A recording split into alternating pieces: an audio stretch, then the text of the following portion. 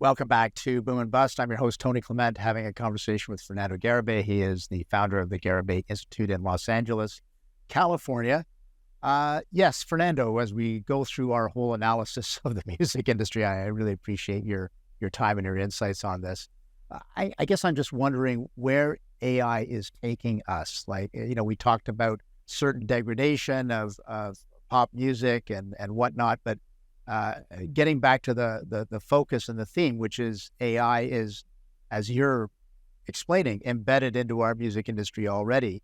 What's the next stage? What's the next step that you see in the future?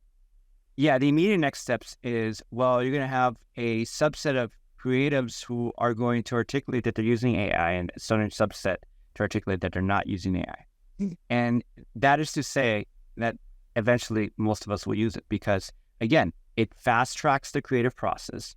It doesn't take, for me, if used in this way as a collaborator, it doesn't take away from your personal human choices. What it adds is a whole new archive of possibilities. Back to the point, we only know what we don't know, if that, right?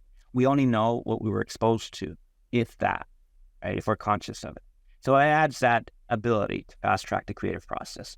The second is, well, we can, if we save time on creating the music, does that make the music less good, less impactful, less emotional, less effective at connecting humanity, as I like to think of it?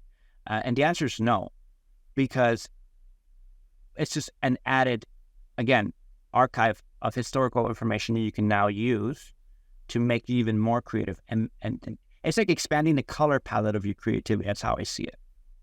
And is the AI getting better at this as we're going along?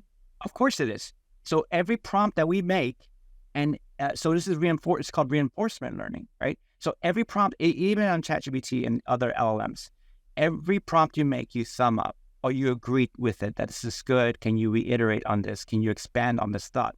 Every time you do that, you're reinforcing the training data, saying it's in the right direction. So it's going to build models and align its algorithm to its output so that works this way, right? So you're optimizing your training. So it's not essentially free, is it?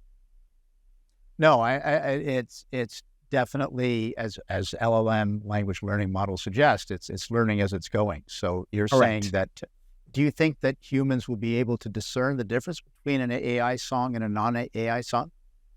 That's a great question. I think no and yes. No right now. And I'm optimistic because my hope is that humanity as a whole, and it gets a little philosophical, will develop a sensitivity to feel what is organic and what is synthetic intelligence, right? So right now I can play you a song that's off Suno or Udio and one of these platforms, and you would be very hard pressed to figure out which is real or not. But with training, or even children are more sensitive to this, they can tell you if it's synthetic or not. And we're going to require a focus as humans on our limbic system, right? On our instinct, our gut reactions. It's called interoception in neuroscience, but it's basically a culmination of our instinct and senses to discern what is artificial, what's not. Why are children more sensitive about this than adults? That's a great question. It's a little bit more complex to answer, but I'd say is there is less activity in the prefrontal cortex, which is the executive order in our brain, which again creates additional explanations rather than the simplest, which is children tend to use their limbic system and primordial cortex, so they feel things more quickly than I would say than adults. It's an oversimplification, but essentially that's what's happening. It's a pure connection to the music. Right. Okay, I get it. So, what are you? Are you an optimist then, that you think this will shake out to the benefit of humanity? I'm neither. I'm a realist. Okay. I know that we're using it now. I know that, Malcolm Gladwell's argument that was debunked was 10,000 hours to mastery.